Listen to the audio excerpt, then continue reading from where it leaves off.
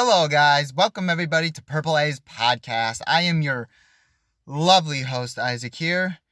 So, apparently, I'm going to talk about a certain subject, basically about Kevin O'Connell. Just a couple subjects that really need to be fixed, basically, as of right now, where he seems like he is struggling in. I will go a bit more in depth about the KOC problems that are live right now. Let's talk about it. So first of all, I just want to talk about the conservative play calling that was really puzzling during this whole season. It's been throughout his whole entire coaching career as calling plays. Here's my idea though of basically here. It's that KOC is, but there are just a bunch of times where Kevin O'Connell is playing aggressive at the wrong times. For example, you did a trick play with TJ Hawkinson where he pitches it to Josh Dobbs, and Josh Dobbs fumbles the ball, which was at the wrong time. And you know what? I think the more I look at it, yes, it was a dirty hit by one of the cornerbacks, which he basically got suspended, but I don't care about that. Josh Dobbs should not have been in that situation in the first place, because that's number one. You should not have to really just to dumb it down there. Inexcusable to be basically just putting Josh Dobbs, which is forced one of the turnovers, which costed them a turnover. I would have preferred it during the field goal attempt when the Vikings were up 17-15. I would have liked that play there. I would have been fine with it. But that is turning into a very big issue with Kevin O'Connell, is that he's being aggressive, and also being conservative at the wrong time.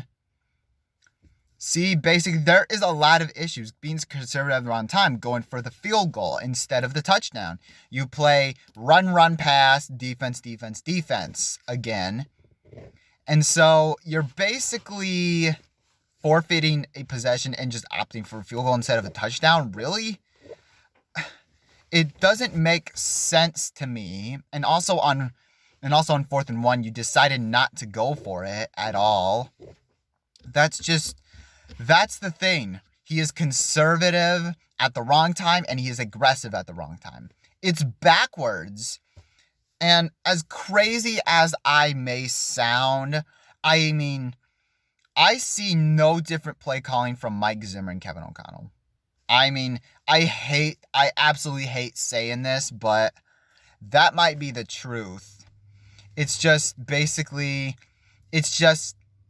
he's aggressive. I'm not saying that he's not aggressive at all, but he's inconsistent at being aggressive is what I am trying to get at.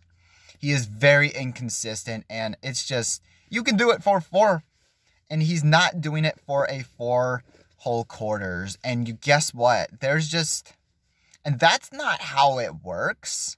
You can't just go half-ass on the play calling the entire game and just expect different results, because you got away with the Saints, which is good, but not with the Broncos. You had that all locking good. And also, so here's another thing. It seems like to me Kevin O'Connell seems to be super nice. A little bit too nice. There's nothing wrong with being nice. There's nothing wrong with that. I'm not going to eat his lunch for that.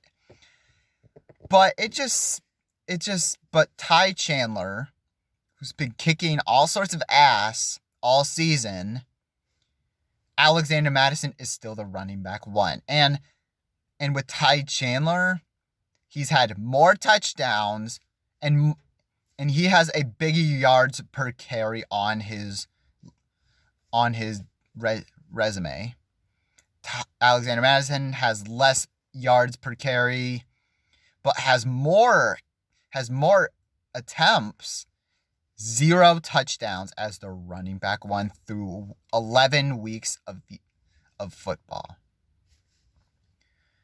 I mean, and also, it's just, why is this becoming a consistent where you are rolling with bad people out there?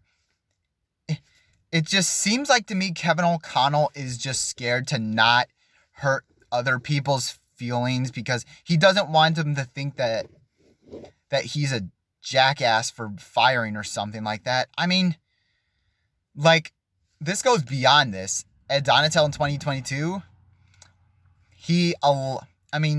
with Ed Donatel with that dumpster fire of a defense, and you decided to keep on rolling with him throughout the whole season, even the playoffs. And this man, who would have thought this dude costed you the playoffs?